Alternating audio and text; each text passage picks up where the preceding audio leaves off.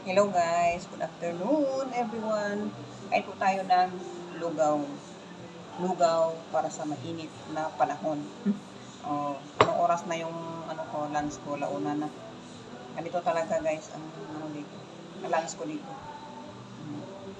Kasi tagal na din kinakain silang dulo ng lugaw. So, lugawan ko sila kasi simple lang.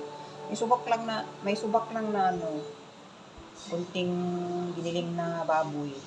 Saka sibuyas dahon at saka yung shallot, maliliit na sibuyas ba ikakat tapos ipapry ng maliit lagay sa taas. Hindi ako naglagay kasi sayang kasi mahirap gawin yun. Tulot-tulo lang yun. Nalagay.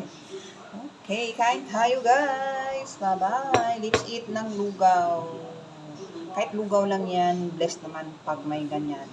Kahit ano, basta may makain tayo, blessed pa rin tayo. Okay, thank you.